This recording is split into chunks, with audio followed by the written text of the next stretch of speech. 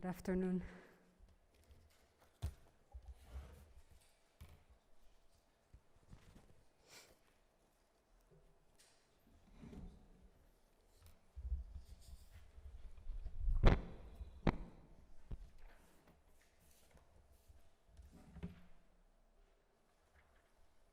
Okay.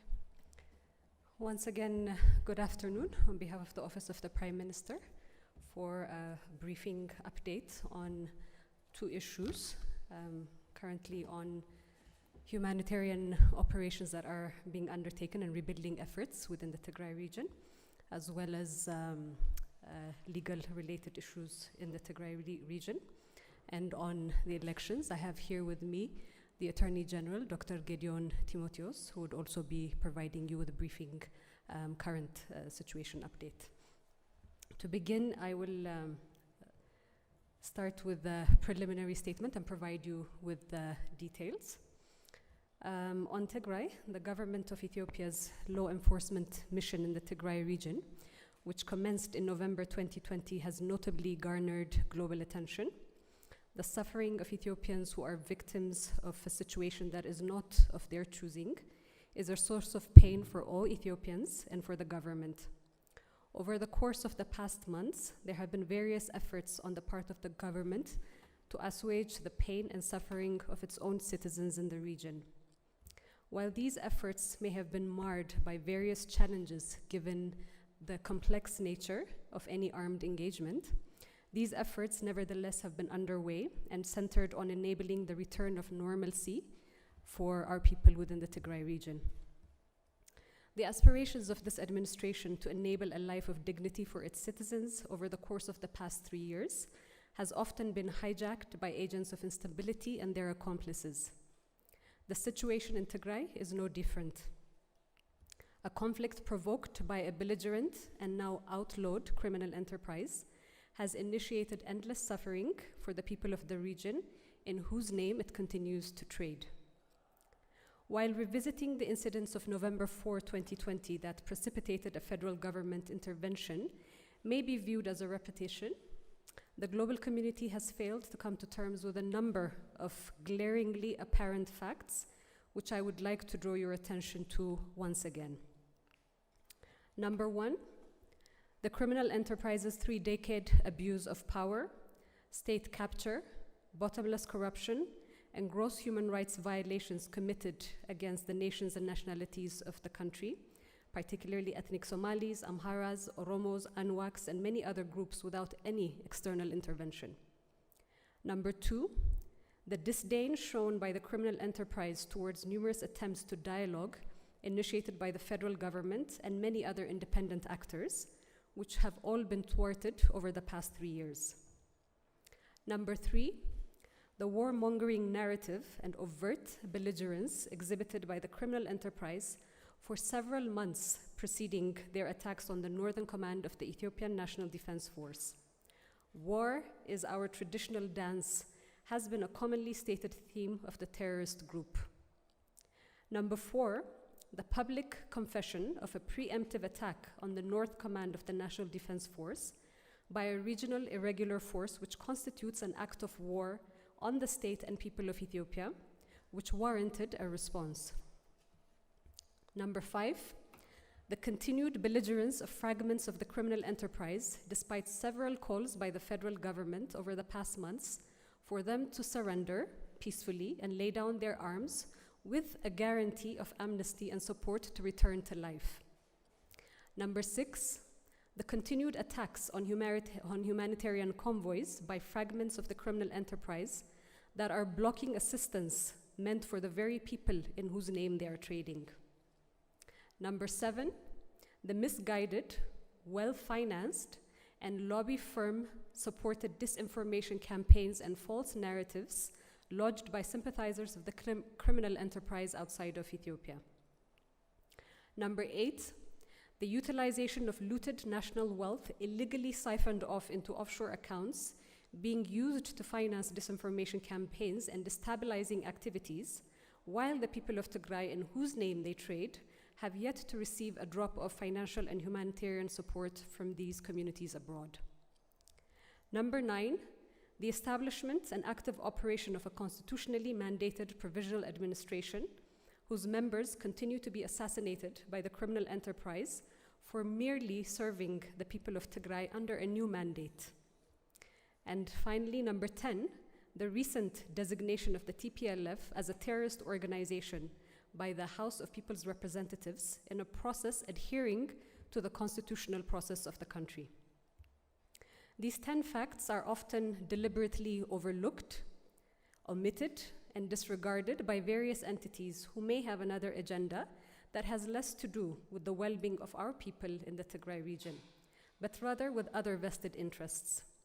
The concoction of figures and stories to push a particular global narrative does not serve the people of Tigray, in whose name fabrications are spun for fundraising, relevance, and other interests. Ethiopia is witnessing an orchestrated attack that is condescending in nature, often patronizing in tone, belligerent in approach, and destructive in outcome.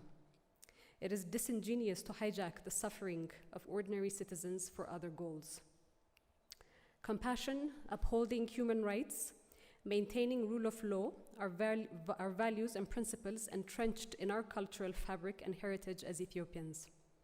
While perceptions of a people in siloed ethnic identities of Amhara, Tigray, Oromo, Somali, etc. is prevalent, Ethiopians know and understand that their roots run deep and are intertwined long before identity was institutionalized. Therefore, save for a few conflict entrepreneurs that continuously press on lines of divisions, Ethiopians have and know how to live in harmony with each other. The need to support our people in the Tigray region recover from the current suffering is a primary responsibility of the government of Ethiopia, which it takes very seriously and is undertaking within the means available to it. Ethiopia has also shown readiness and an open will to positively and constructively engage with all partners, local and international. However, demonizing a sitting prime minister and chastising the government for reversing state collapse triggered by a criminal enterprise, instead of extending further support and reinforcement to rehabilitate the Tigray region, is unproductive and not constructive. The government of Ethiopia, led by Prime Minister Abiy Ahmed, knows its duties and commitments to its own people, to international norms and standards, and continues to take measures in addressing the multifaceted needs of more than 100 million people throughout the country. The government categorically rejects accusations of decimation of a people as a policy. Such is not the heartbeat of the administration. The following figures and data compiled from key government stakeholders will provide an insight into the breadth of work being undertaken by the government in the Tigray region, but which does not seem to be making headlines. So I'll start with the rule of operations. With regards to what's being undertaken in that regard, counterinsurgency operations by the Ethiopian National Defense Forces are now concentrated only in 2 areas where the outlawed operatives are active, and this phase is expected to soon be finalized. The outlawed group is occasionally undertaking attacks outside of these areas to give the impression of control and that the region is completely unstable. However, as I mentioned, the operations currently are focused on 2 primary areas to apprehend these illegal components and terrorizing elements. On humanitarian assistance, delivery of food and non-food items for 4.5 million beneficiaries in the first round, with a reported reach of 4.3 million beneficiaries in the second and third rounds, is noted and reported by the stakeholder that's responsible for this. Within the Tigray region, 93 waradas are currently, or districts, are currently being aided or provided aid, for which the federal government provides to 14 of the 93. Which means the remaining is being covered by partner organizations that are active in the area and providing humanitarian assistance. More than 166,000 metric tons of food, which costs 5.2 billion birr or 131 million USD, has been distributed thus far. The food distributed in the region for the first and second round was covered by both the government at 70% of contribution and partners at 30% of contribution. Currently, 6 operators, namely World Food Programme, World Vision, CARE, Relief Society of Tigray, Food for the Hungry, and the government of Ethiopia are providing this food assistance in the region. Out of the 93 districts, as mentioned, WFP, World Vision, Care, Rest, and Food for the Hungry, or FH, covers 79 districts. And as I mentioned, the government of Ethiopia is covering 14% or 14 districts. This shows how the government of Ethiopia has been working closely with partners and creating a conducive environment for humanitarian actors to operate.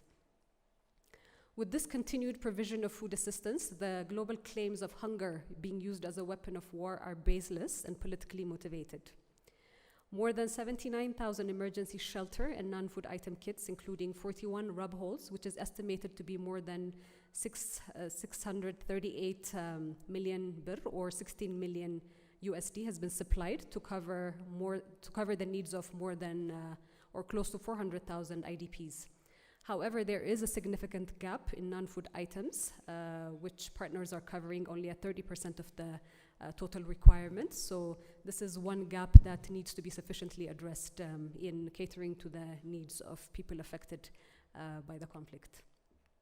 Emergency medicine, which is estimated to be which at an expense of 72.9 million birr, and 12 ambulances have been supplied to the region by the Ministry of Health to strengthen the basic health services and facilities which had been destructed. The Ministry of Health has been working to operationalize the health facilities in the region and availing emergency supplies for the hospitals and other institutions in the region. In addition, together with partners, more than 60 mobile health teams have been established to deliver health services. 2 UN agencies and 9 international NGOs, in collaboration with the region's health bureau, are providing mobile health services in different waradas. So again, the allegations that health services are completely destructed and not operational is a baseless accusation, because together with aid organizations and partners, these activities are being undertaken. With regards to water supply for internally displaced people, 120 water trucks have been continuously active and deployed to supply safe water to IDPs and communities, which cover more than 621,000 people in the region.